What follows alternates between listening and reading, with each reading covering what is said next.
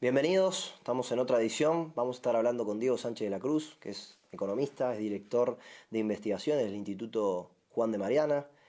Van a ver, si después lo siguen en sus redes sociales, que está muy metido en todo lo que son los medios de comunicación, en radio, en televisión. Ha también escrito libros, hay un libro que lo recomiendo muchísimo, después vamos a hablar un poco de eso, Liberalismo a la madrileña.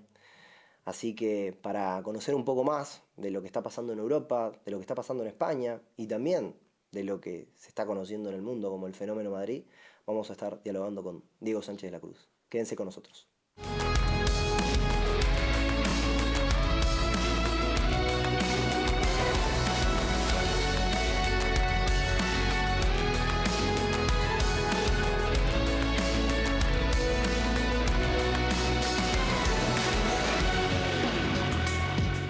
Bueno, Diego, muchísimas gracias por estar aquí con nosotros para conversar un poquito de liberalismo, de qué está pasando en Europa, en España. Sí, bueno, vamos a hacer lo que hacemos cuando nos juntamos tú y yo a tomar un Exactamente. café, pero hoy nos van a ver todos, Pero ¿no? hoy nos van a filmar, Hoy nos van a grabar. exactamente, Diego.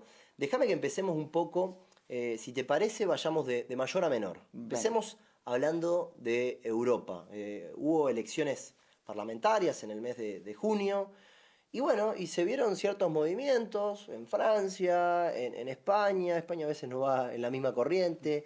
Contame un poco lo que estás viendo ahí. Y también hay otros liderazgos, ¿no? En Europa. Digo, se ven liderazgos duros, Sí, más bueno, radicalizados, ¿no? es evidente, ¿no? En los últimos 10, 15 años ha habido un aumento del peso que tienen los partidos más radicales, ¿no? La derecha más radical y la izquierda más radical han ganado peso en Europa, eso es un hecho, ¿no? Pero también hay que tener en cuenta que es que Europa no ha respondido a prácticamente ninguno de los grandes retos que le ha planteado la población, ¿no? Entonces se ha hablado mucho de transición energética, ¿no? Y de reducir la huella de carbono de la economía sobre el medio ambiente. Bien, pero se ha hecho siempre con planes costosos y con medidas anticrecimiento. Se ha hablado mucho de inmigración, pero sigue habiendo muchos flujos de entradas de personas que generan muchas tensiones en países Sí, claro. como Italia, en países como Alemania, en países como Francia. Suecia, y Francia sería el mejor ejemplo, claro. Entonces, el punto no es si hay o no retos en Alemania, en Francia y en toda Europa, es que los hay. El punto es si Europa los está sabiendo resolver, y no solo no los resuelve, sino que mientras que hace 15, 20 años la riqueza de un francés y de un alemán no estaba tan lejos de la de un americano, hoy está un 50% por debajo de los niveles que vemos en Estados Unidos. O sea que estancamiento económico, radicalismo político, un proyecto que no termina de funcionar. ¿Y te parece que ahora estos partidos radicales que han empezado a surgir un poco en respuesta a la no respuesta, por Sí. así decirlo, a los retos que tiene Europa, están pudiendo dar en la tecla para resolver todos estos problemas? La mayoría de Inmigración ellos y demás. son partidos de protesta, entonces tampoco son la solución. Identifican a veces un problema que mucha gente en la sociedad considera que tiene que ser resuelto y abordado, pero no tienen la manera ni el cuajo de saberlo convertir en una acción de gobierno efectiva.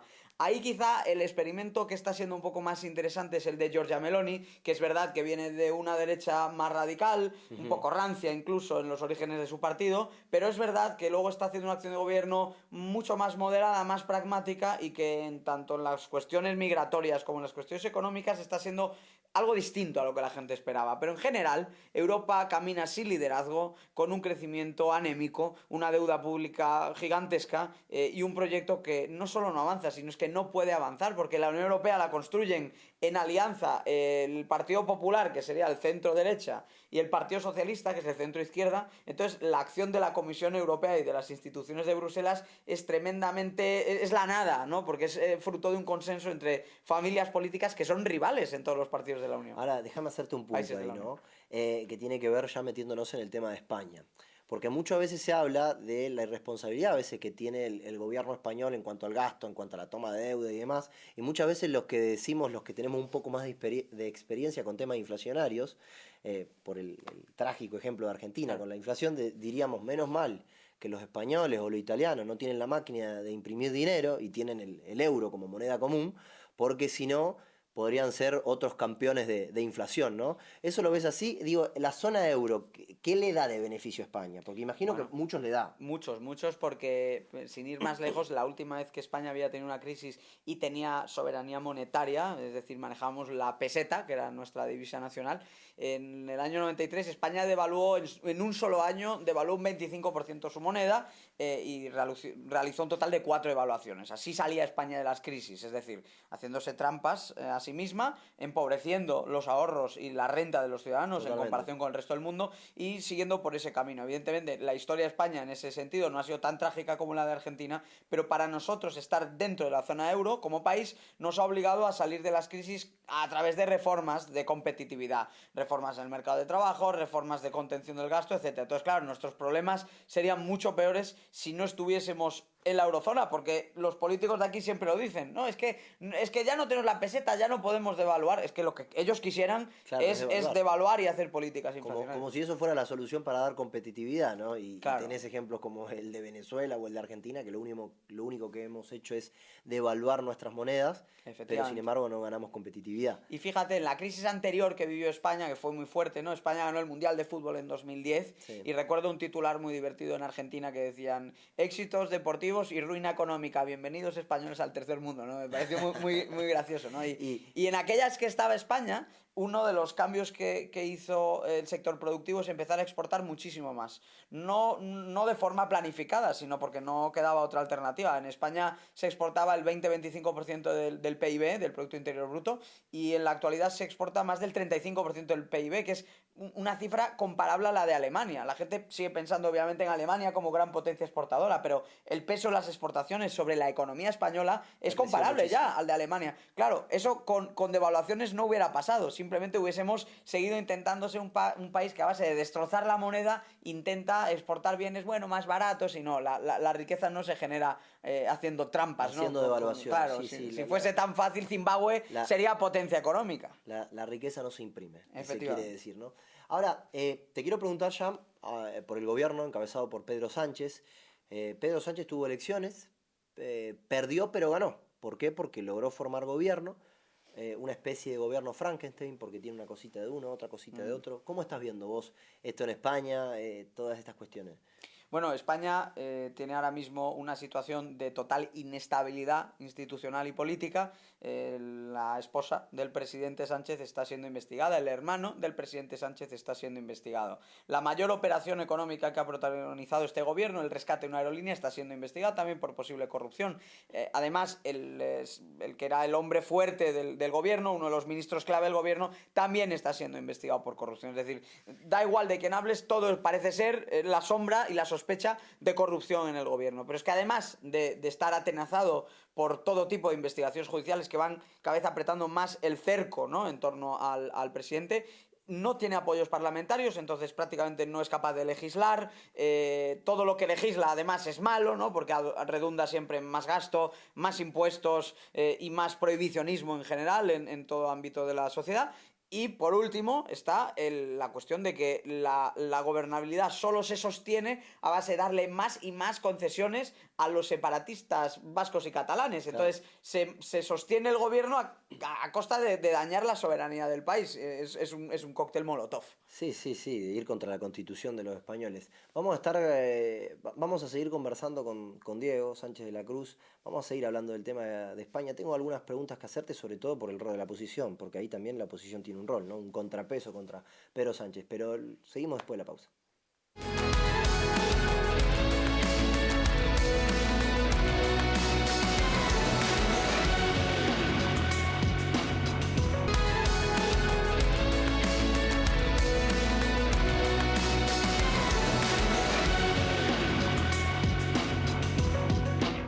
Continuamos dialogando con Diego Sánchez de la Cruz, economista.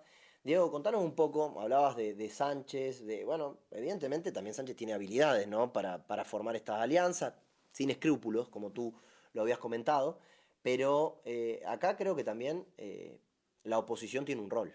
El Partido Popular, Vox, tienen un rol, tienen algo que decir, algo que explicar de por qué no ganamos. O sea, Feijóo ganó pero perdió en definitiva. ¿Qué pasa ahí? Bueno, lo primero es que no supieron presentarse de manera inteligente a las elecciones, ¿no? Hay algunas circunscripciones electorales, algunas provincias españolas, donde no tenía sentido que concurriese Vox porque no iba a conseguir representación, pero sí le iba a restar escaños al Partido Popular. Hay otras donde haberse peleado les ha restado votos mutuamente. En definitiva, no ha habido ningún tipo de coordinación entre las dos familias de la derecha española, que serían ahora mismo, como tú decías, el PP y Vox. Entonces, partiendo de esa base, desde entonces, pues ha habido cada vez más fricciones, ¿no? De hecho, en algunos gobiernos regionales en los que estaban integrados PP y Vox, el grupo de Vox se ha salido de esos Sí. acuerdos, y luego también el propio Partido Popular ha tenido que lidiar con crisis muy fuertes dentro Del partido. de su partido, y aunque ahora el liderazgo de Feijóo se está construyendo de cara al exterior,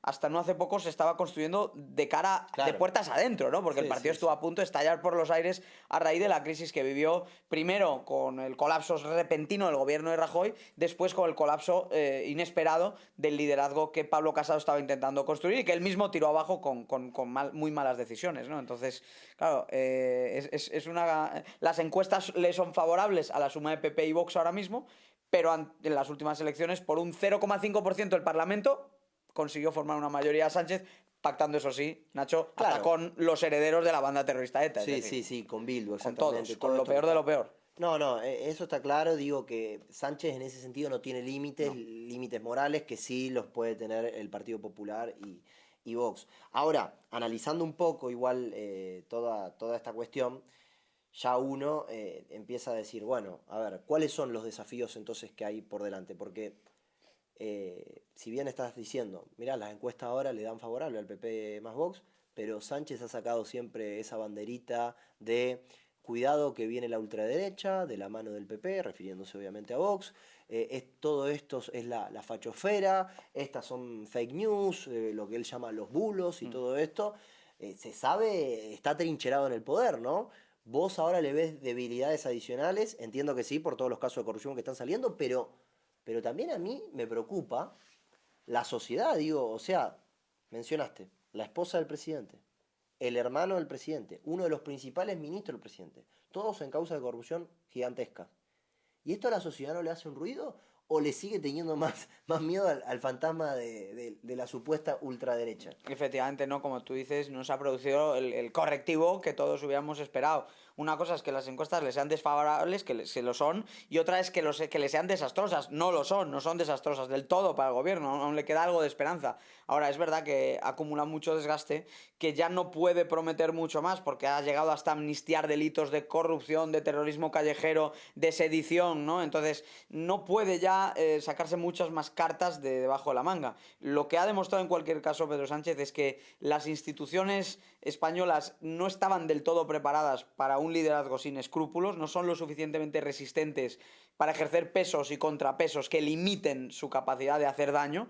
Y de hecho, el otro aspecto que yo creo que tenemos que reflexionar es hasta qué punto es fundamental tener una prensa libre, que pueda haber medios de comunicación, una tertulia en libertad como la que estamos teniendo aquí, y que los periódicos no sean señalados por el poder, porque todos estos escándalos han ido saliendo a la luz principalmente gracias a medios digitales tildados de Sí, pseudomedios, fake news, etcétera, sí, por sí, parte del sí. poder, pero que al final son los que llevan ya 2 o 3 años tirando de la manta hasta que al final, pues bueno, ya ha salido a la luz todo lo que, bueno, y lo que debe faltar por saber, ¿no? Pero Me, muchas me- de las cosas que sabemos ya. es realmente increíble eso. Y ahora contanos un poco, porque hay muchos televidentes que son de distintas partes de Latinoamérica. España está organizada por comunidades autónomas, España es muy distinta en el norte versus el sur y demás. Ahora, sin embargo, no deja de ser un país de mucha atracción para el turismo. Este año va a estar en torno a los Mm. 85 millones de turistas, se habla capaz que de 90, o sea, es realmente el Sí, segundo país sí. con más turismo del mundo después de Francia, Ujú. entiendo. Y después, digo, acá hay un motor que es del total de la inversión extranjera que hay en España, del 100%, el 75% viene aquí, a donde estamos nosotros, a la Comunidad de Madrid. Mm. Contanos un poco del fenómeno Madrid. Yo he leído tu libro, que debo recomendarlo mucho, Liberalismo a la Madrileña, porque haces ahí un repaso de todo lo que ha sido desde el gobierno de Esperanza Aguirre, de cómo se fue armando esto. Esto no es que nació con el gobierno de Ayuso, ¿no? Ayuso seguramente también lo ha potenciado y ha potenciado estas virtudes, ¿no? Que se han logrado aquí en la Comunidad de Madrid y que están dando resultados qué más palpable que el 75% de la inversión Claro. extranjera que venga a España Sí. se quede en Madrid, ¿no? Pero contanos un poco del fenómeno Claro. Madrid, ¿no? Bueno, España es un país muy descentralizado. Hay muchas economías en América, en Hispanoamérica, que están bastante centralizadas, ¿no? Pero sí es cierto que las regiones, las comunidades autónomas, como se llaman aquí, tienen mucho poder. Gestionan la sanidad, la educación, manejan también buena parte de la justicia. En algunos casos incluso tienen la gestión de la policía en sus manos. Es decir, hay un alto grado de descentralización territorial en España. La OCDE, la Universidad de Oxford, los distintos estudios que hay lo sitúan entre uno de los 5 países con mayor descentralización del mundo desarrollado. Entonces, partiendo de esa base, Madrid es la comunidad autónoma, el territorio que dentro del Reino de España ha hecho un esfuerzo mucho más fuerte, mucho más prolongado, mucho más claro y sin complejo alguno por convertirse en una economía liberal, con poco gasto público y eficiente, con impuestos moderados y competitivos, con sistema de salud y de educación universal, pero con enorme peso de la prestación privada de ese servicio universal, y con una actitud continua de captación de talento, captación de empresas, captación de inversión. Eso viene ya 25 años en el tiempo, arrastrándose ya, han sido mayoría política tras mayoría política para este tipo de liderazgos. Sí. Empezó con Esperanza Aguirre, que fue la presidenta de Madrid hace pues ya bastante tiempo, ¿no? Entre 2003 y 2012 más o menos, Okay. y ha continuado con Isabel Díaz Ayuso desde 2019 cuando ya toma las riendas. Esa actitud abierta se vio muy claramente durante la pandemia, cuando Madrid fue uno de los pocos territorios que estaba razonablemente abierto cuando todo el mundo se había Bueno, y cerrado. también cuando en un momento Ayuso la quieren poner un poco en jaque, ella fue con este lema comunismo o libertad, ¿no? Sí. Y Ayuso, digo, también me quería meter un poco en eso. No solo es todas estas medidas que mencionas de bajar impuestos, de bajar el tamaño del Estado, de dejar que lo haga el privado, de después lo que llaman acá el sistema concertado, que básicamente son servicios públicos pero con una administración privada Correcto. y demás cuestiones, pero Ayuso sin duda lo que está dando es la batalla cultural. Mm. Incluso yo creo que la da de una manera más fuerte, más dura, contra el gobierno de Pedro Sánchez, que por ejemplo como la puede dar el líder del Partido Popular, que es Feijóo, ¿no? Sí. Sí, porque ella está cómoda en ese encaje. El electorado aquí en Madrid apuesta claramente por ello, más claramente que en el resto de España. Y en el resto de España no sé si ganas unas elecciones tan contundentemente con el eslogan comunismo-libertad, pero aquí las ganas con una mayoría absoluta y abrumadora. Eso es el resultado de cultivar un discurso liberal y un modelo liberal durante tanto tiempo. No, y que da Claro. resultado y que Y los funciona, ¿no? resultados Porque lo han si hubiera validado, nada claro. más quedado en un Sí, discurso liberal y no tendría resultados sí. palpables, sería difícil que funcione. Pero déjame hacerte una pregunta, ¿no? Porque a mí siempre me llamó un poco la atención, ¿no? He entendido que España es muy distinta, esto que comentabas de los independentistas y todo esto, pero si se ve que hay un modelo que funciona, no, ¿por qué no se da una especie de efecto contagio en otras comunidades? Entiendo que además hay ciudades, por ejemplo, como Málaga o como Valencia, que están haciéndolo mejor, están Sí. Se mejorando. está dando ya, mira, Nacho, Se- porque hay territorios como Andalucía. Andalucía es la mejor esperanza para muchos países de Hispanoamérica, ¿no? Que están lidiando con esa lacra, ¿no? Que es el socialismo. Andalucía estuvo gobernada más de 40 años por el socialismo más corrupto y empobrecedor. Y Andalucía ha salido de eso y ahora mismo es uno de los territorios que dentro de España genera más riqueza, más empleo y más crecimiento. ¿Qué ha hecho Andalucía? Pues lo mismo que ha hecho Madrid. Tomar ejemplo del modelo de Madrid y apostar por eso. Más libertad de empresa, más facilidades para invertir. En definitiva, que no te crucifiquen por generar un mínimo de riqueza, ¿no? Y que te dejen pues, proteger tu propiedad y salir adelante, ¿no? Con tu propio proyecto de vida y de empresa, ¿no? Entonces, ese efecto contagio se ha empezado a dar. Hay territorios como Galicia, como Andalucía.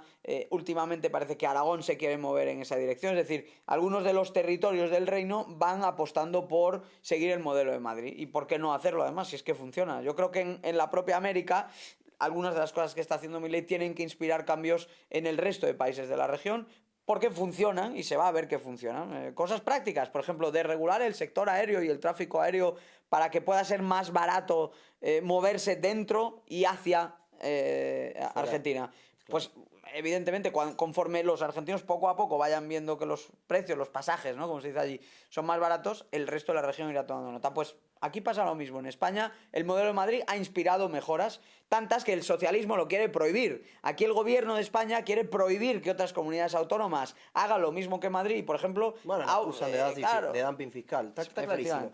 Ahora vamos a seguir hablando del tema de los impuestos. Sé que desde el Instituto Juan de Mariana han hecho un trabajo con el tema de lo que es la curva de Laffer. Ahora vamos a explicar un poco más. Y también te quiero consultar por lo que tiene que ver con el gobierno Milei, cómo lo ven desde afuera. Todo esto vamos a estar conversando con Diego después de un corte.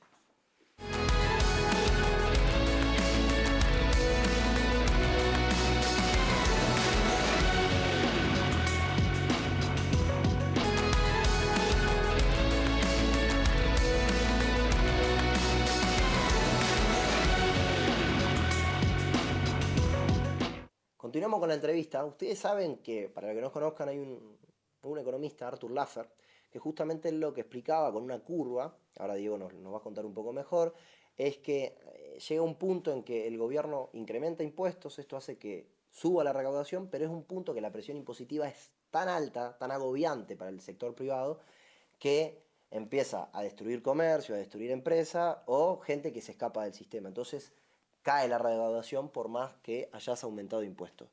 Entiendo, Diego, que desde el Instituto Juan de Mariano has encabezado todo lo que ha sido la dirección, la creación de un trabajo que habla de esto y que dice apliquemos Laffer en España. A la práctica, ¿no? Claro. Pongámoslo en la práctica en España. La gente se conoce la curva, ¿no? Y a veces aparecen ejemplos extremos, ¿no? Por ejemplo, en Estados Unidos se bajó del 35 al 21% el impuesto que se le cobraba a las empresas y desde hace un año ya se está recaudando más con un 21 que con un 35. Es decir, la curva de Laffer existe y se puede apreciar en la práctica en muchos escenarios, ¿no? Pero lo que hemos hecho para España es calcular dónde están los tipos del impuesto sobre la renta y dónde deberían estar si queremos generar más actividad en vez de destruirla y recaudar vía crecimiento, no vía ponerle la soga y asfixiar, ¿no? a los productores. Entonces, hemos encontrado que en España puedes recaudar hasta 1.000 millones de euros más, es decir, un poquito más de lo que se recauda ahora, con tipos un 25% más bajos. Es decir, que en vez de cobrar... ¿En cuánto están los tramos ahora del famoso impuesto a la renta, lo que denominan impuesto a la renta en el resto del mundo? Pues mira, van del 19 al 47,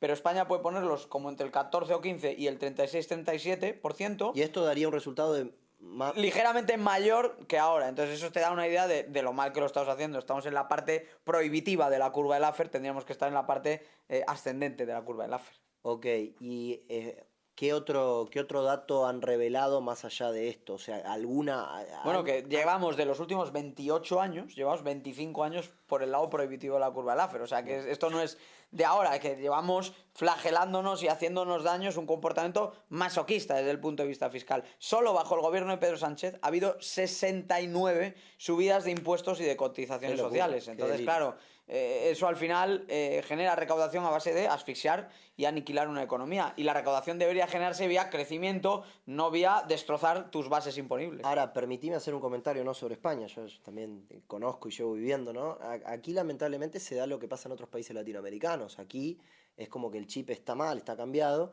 y aquí se castiga la riqueza, se castiga el éxito económico. Es decir, al que le va bien, e incluso a veces he visto a ciertos líderes políticos del socialismo o de la izquierda, además, como si la palabra empresario, la tratan a los empresarios como si ser empresario fuera una mala palabra, ¿no? Como si fuera una actividad prácticamente ilícita y se los castiga muchísimo.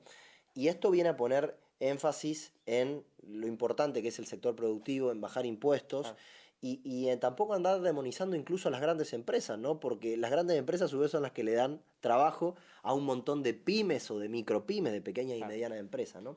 Ahora, te quiero hacer una pregunta final y vamos a ir cerrando este encuentro, que tiene que ver con cómo estás viendo el gobierno de Milei, ¿no? Se dio un fenómeno muy extraño en la Argentina, un país que esencialmente siempre ha votado peronismo, esa es la realidad de la Argentina. Tuvimos ahí un entretiempo que se quiere decir con el gobierno de Macri, que por supuesto pudo terminar su mandato. Vos sabés que desde 1955, desde 1960, ningún gobierno no peronista había terminado su mandato. Macri fue el primero. Se dice que ha sentado ciertas bases para que después que tuvimos el pésimo gobierno de Alberto Fernández, ahora esté Milei. ¿Cómo ves la presidencia de Milei? Sos economista, sé que seguís muy bien los números. ¿Cómo ves esto de hablabas del efecto contagio, ¿no? Sí, Para bueno, América. lo primero, hay una serie de aspectos que me parece que están funcionando bien. El superávit fiscal es fundamental, la no emisión de moneda es otra palanca fundamental y ya vemos que los datos de inflación han mejorado mucho, no es lo mismo, que está creciendo a tasas que aún son muy altas, obviamente, No, pero pero está que. son hasta un 90% más bajas de lo que eran en diciembre. Entonces, se ha ralentizado claramente la inflación, los salarios han empezado a ganarle poder adquisitivo desde aproximadamente mediados de año y esto era muy importante porque los argentinos han sufrido en carne propia esa devastadora inflación durante estos años. Ha habido algunos aspectos que se han comentado mucho fuera de Argentina ya, como la desregulación de los precios del alquiler, que ha permitido aumentar la oferta y bajar los costes de los arriendos, ¿no?, en Buenos Aires y en el resto del país. También veo con buenos ojos toda la línea de desregulación que está marcando el gobierno, la nueva ley de hojarascas, la ley de bases, bueno, todo lo que está haciendo Milei por quitar trabas, algunas absurdas y otras muy duras, pero en cualquier caso todas intervencionistas y que van a lo que tú decías, a criminalizar al empresario y a dificultar y trabar cualquier tipo de inversión. Entonces todo eso yo creo que va por el buen camino, pero creo que es fundamental darle continuidad a ese proceso de cambio en las próximas elecciones, buscando acuerdos generosos por parte de todos los actores que están promoviendo un cambio en Argentina y que esto asiente las bases para que lo que ha sido un primer año prometedor puedan ser 4, 8, quién sabe, muchos más años con políticas liberales continuadas en Argentina. Me quedo con este último punto que marcabas, que es fundamental, que se trata de que a veces el enemigo, la izquierda, el socialismo, junta lo injuntable para ganar elecciones. Ustedes lo En han visto España el aquí mejor ejemplo, totalmente sí. palpable, es totalmente palpable el caso de España, y a veces por poner el liberalómetro no se llegan a hacer ciertas alianzas que serían fundamentales para cambiar el destino de un país. Esperemos que el año que viene tanto la Libertad Avanza, que es el partido de Milei, como también el PRO, que es el partido liderado por Macri, se puedan poner de acuerdo e ir juntos para poder seguir Fundamental, sí. con estos cambios. Diego, te agradecemos muchísimo Gracias. todos estos minutos que te tomaste para conversar con nosotros y para darnos un panorama muy claro sobre la situación de Europa y de España sobre todo. Un placer, encantado. Estuvimos con Diego Sánchez de la Cruz, economista, director de investigaciones de lo que es el Instituto Juan de Mariana. Hasta la próxima.